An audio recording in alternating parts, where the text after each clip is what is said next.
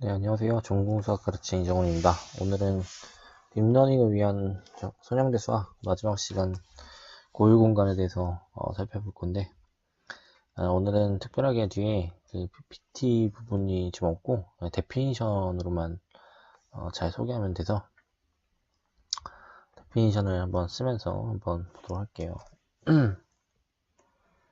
그냥 기하적인 상황에서 많이 고려하는 녀석이긴 한데, 행렬 A가 있다고 했을 때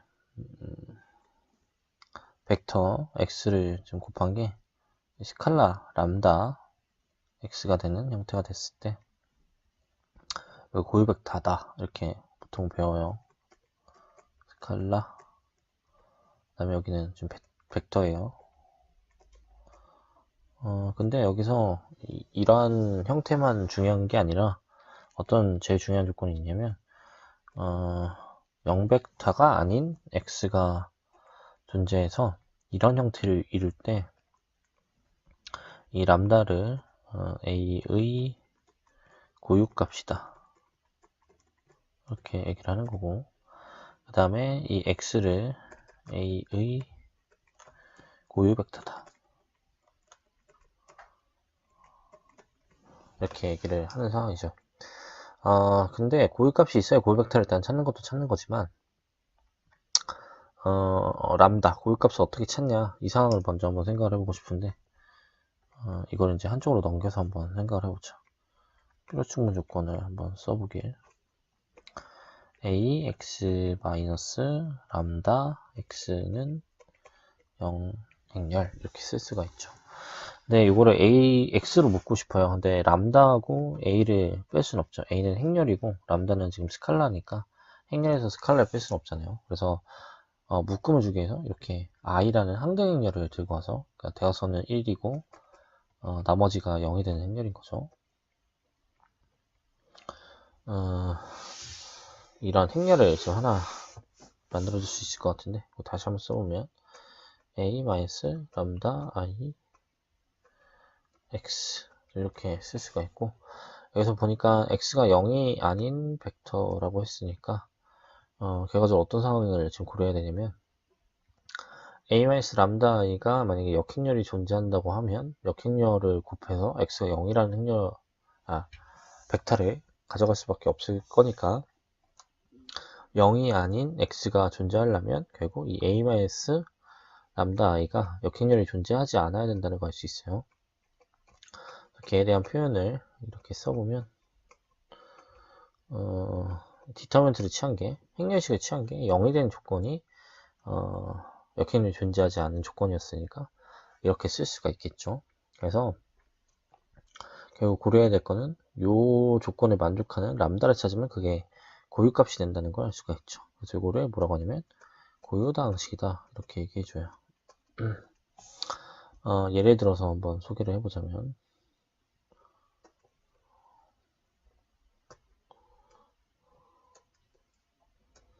얘가 1, 0, 0, 5, 뭐 3 이렇게 넣을까요?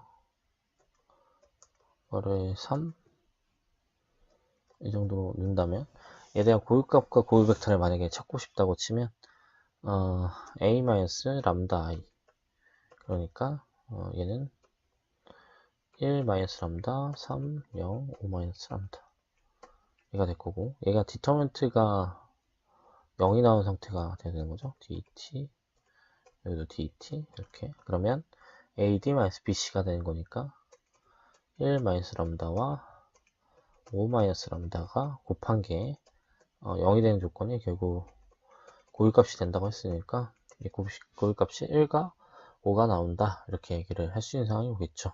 그래서 이렇게 고유값을 찾을 수가 있고, 이 고유값을 기점으로 생각을 해보면 고유 벡터도 찾아줄 수가 있는데 한번 실제로 계산을 해보죠.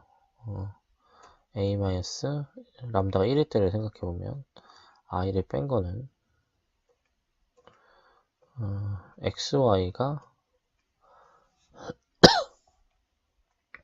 만나서 0,0이 나와야 된다는 걸 알 수가 있고, 1을 빼서 써보면 요게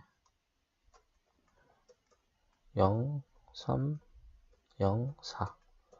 xy가 곱해진 형태니까 이 분배를 해보면 3y 그 다음에 4y가 0이다 이렇게 얘기를 할 수가 있겠죠. 그러면 여기서 얻을 수 있는 건 y가 0이다 라는 거고, 그러면 이 x라는 벡터는 x의 1,0 이렇게 됐으니까 이거는 1에 대응되는 고유 벡터다 이렇게 얘기를 해줄 수 있어요. 같은 방법으로 5에 대응되는 고유 벡터도 찾아줄 수가 있겠죠. 이런 식으로 고유 값 고유 벡터를 지금 정의했고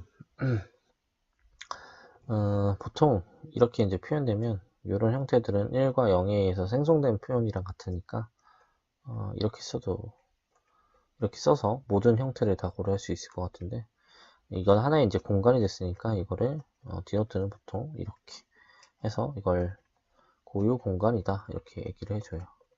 그러니까 러프하게 얘기하면 고유 벡터에 의해 생성된 공간이 고유 공간이다 이렇게 얘기를 해주는 거고, 기하적인 상황에서는 저 행렬이라고 하는 녀석이 A라고 하는 녀석이 결국 스칼라벨을 취해준 걸로 좀 가는 거니까 한번 표현을 해보자면 잠깐 주고 표현해보죠.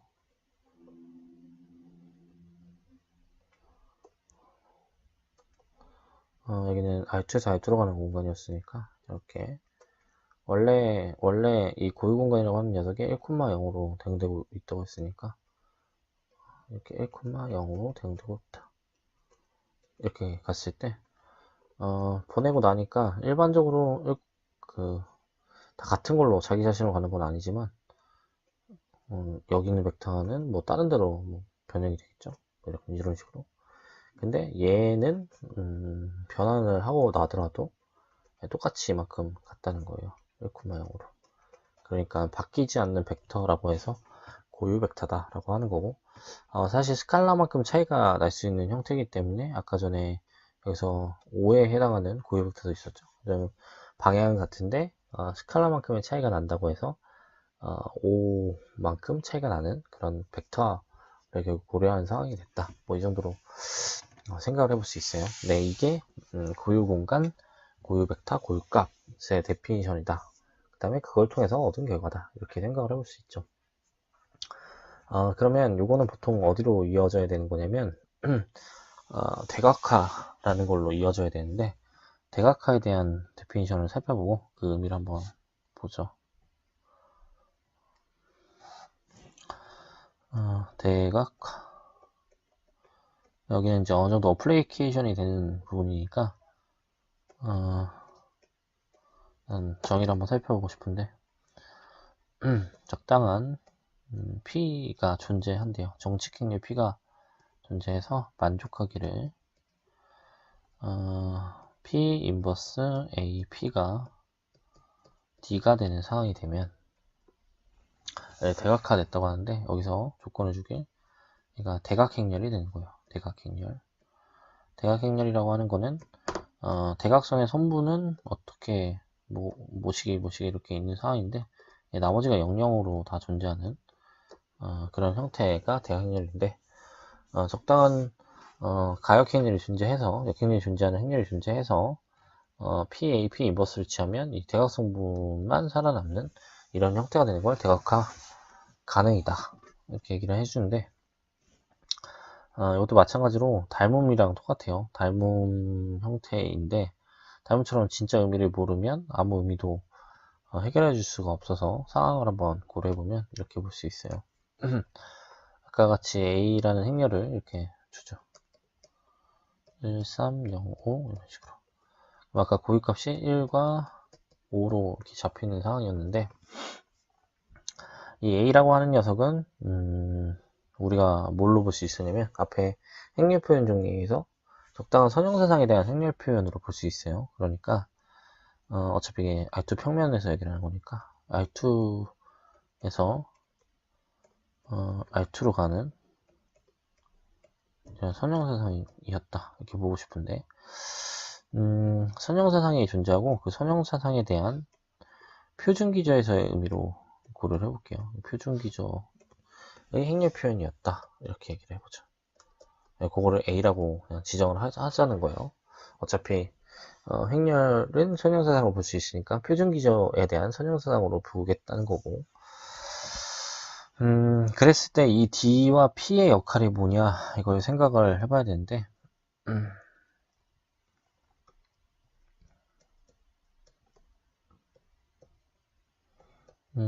D를 지금 주기를 어떤 식으로 줄지 생각을 해보고 싶은데, 그러면 얘는 이 R2를 어떤 배에서 배로 가는 녀석의 기저 공간에 벡터 스페이스로 좀 생각할 수 있을 것 같은데, 그러니까 이렇게 되고 싶다는 걸 얘기하고 싶은 거예요. 배에 대한 선형사상의 행렬 표현이 D가 된다 이렇게 보고 싶은 건데, 이 1에 해당하는 고유 벡터가 V1이라고 하고 5에 해당하는 걸 V2라고 해보자. 그러면 어떻게 볼 수 있냐면 이 T라는 사상에다가 V1을 집어넣으면 람다 V1이다. 람다가 1이었죠. 그러니까 1 V1이다. 이렇게 쓸 건데 여기 보니까 받아주는 게 V1, V2인 만약에 배의 상황을 구성해보자면, 이렇게 세팅을 해보자면 이렇게 써도 좋을 것 같아요. 그러니까 배를 그냥 V1, V2로 잡아서 이렇게 좀 표현해주면 이런 상황이 만들어질 것 같은데, V2를 집어넣으면 얘는 0V1 더하기 5V2 정도로 쓸 수 있겠죠.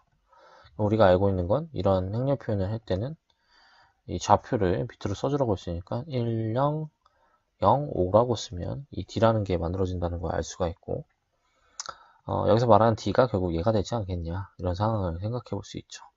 그러면 우리가 아는 상황은 이 기저를 변환해주는 행렬이 존재해서 이렇게 왔다 갔다 하는 상황을 만들어서 P를 타고 갔다가 A 타고 갔다 P 인버스를 타고 이 D를 구성하는 이런 형태를 줄 수 있다는 건데, 기저 변환이라고 하는 거는 이렇게 표준 기저로 갈 때는 이 배의 원소들을 밑으로 써주면 된다고 했으니까 고유 벡터를 열 벡터로 이렇게 써가지고 행렬을 P라고 정의해버리면 결국 이런 형태가 보장된다는 걸 할 수 있죠. 그래서 대각화의 실질적인 의미는 결국 뭐냐면, 고유 벡터들이 n개, n by n 행렬이었다고 하면 n개가 존재하는 상황이 된다면 그 고유 벡터를 열 벡터로 표현해서 P, A, P 인버스를 취해서 이 대각 행렬을 만들어주는 상황을 고려할 수 있고, 이때 그러면 이 대각 행렬은 결국 고유값의 대각 성분으로 생긴다. 왜냐면 이 고유값이 1과 5였으니까 고유값이 1, 5로 생기는 상황이 되겠죠. 이런 의미를 가져갈 수 있다는 거예요. 그러면 이런 대각화를 통해서 어떤 결과를 가져갈 수 있냐, 뭐 이런 거 생각을 해보면 좋을 것 같은데, 잠깐만 지어보죠.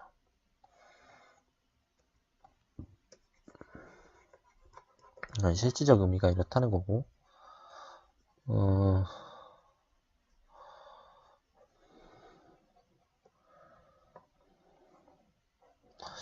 만약에 문제 상황을 한번, 여기서 나오는 문제 상황을 한번 고려해 보자면 뭐 이런 거 생각해 볼 수 있을 것 같은데,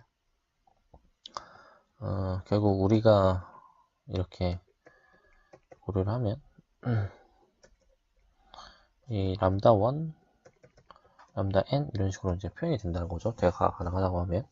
그럼 문제를 물어보게 A에 대한 디터민트가 뭐냐 이렇게 물어본다고 치면 어떤 일을 생각해 볼 수 있냐면, 이 D에 대한 디터민트를 생각을 해보면, 여기 D면 이거는 이제 대각 성분의 곱이 된다는 걸 할 수 있죠. 이렇게. 근데 디터미넌트 P 인버스 AP 정도로 볼 수 있고, 디터미넌트 성질에서 쪼개짐을 줄 수 있어요. P 인버스 디터미넌트 A, 디터미넌트 P 이렇게.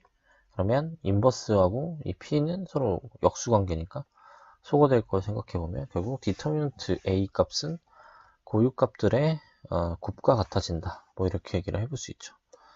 반대로 또 트레이스에 대한 성질을 또 한번 생각해보면 이 상황은 트레이스 D를 먼저 고려하면 되는데, 트레이스 D는 대각 합을 얘기하는 거예요. 대각성분의 합. 그러면 람다 1부터 람다 n까지의 합이 될 거고, 이에 대한 성질을 고려하고 싶은데, 얘가 같아질지를 먼저 생각을 해보고 싶어요. 그러니까 이렇게 쪼개짐을 줄 수 있냐? 일반적으로 쪼개짐을 줄 수는 없어요. 근데 왜 같아지냐라고 하면, 트레이스는 이런 성질은 있어요. 두 개짜리에 대해서는 둘의 순서를 바꾼 결과랑은 같아진다는 걸 보장해 줄 수 있어요. 그러면 이 상황에서 생각을 해보면, 트레이스 P 인버스 A, P에서 얘를 묶어서 이렇게 생각해보면 둘의 순서를 바꿔줄 수 있다고 했으니까 트레이스 A, P, P 인버스 정도로 볼 수 있고, 그러면 소거될 걸 생각하니까 결국 트레이스 A랑 같다는 걸 알 수 있죠. 그래서 트레이스 A랑 트레이스 D가 같아지는 거니까 결국 A에 대한 대각성분의 합은 결국 람다 1부터 람다 n까지 합이 된다. 뭐 이런 식의 성질을 가져갈 수 있다. 뭐 이렇게 얘기를 해볼 수 있어요. 그래서 이런 고유값을 어플리케이션 해서 대각화의 의미까지 가져가면, 얘를 좀 더 힘들게 넘어가면 뭐 기하적인 상황까지 고려할 수 있는 상황이 오는데, 이제 러프하게 여기까지 일단 소개를 하고, 나중에 이제 딥러닝 상황에서 공부를 하시다가 이런 아이젠 벡터, 아이젠 밸류 이런 애들 얘기가 나왔을 때, 이런 애들이 있었구나 생각을 하시면 아마 문제가 어렵지 않게 해결될 거라고 생각할 수 있을 것 같아요. 그래서 내용을 여기까지 일단 소개하는 걸로 하고, 딥러닝은 이렇게 해서 마무리를 지을 거고, 실제로는 그 심화학습 책 같은 거 이제 구체로 보시면서 애들이 이제 어떻게 적용되는지는 좀 더 고려를 하셔야 돼요. 근데 이 베이직한 상황이 깔려있지 않으면 그런 상황을 고려할 수 없으니까 소개를 한 거고, 이거 다음에 이제 소개할 거는 칼큘러스인데, 칼큘러스는 심화학습을 위한 내용보다도 이거 기초적으로 알아야 되는 내용들이 워낙 많으니까 꼼꼼하게 이제 하나하나씩 이제 볼 상황이니까, 공부를 보시면서, 제가 올리는 영상을 보시면서 공부하시면 좋을 것 같아요. 그래서 여기까지 딥러닝 수련대수는 종강하는 걸로 할게요. 감사합니다.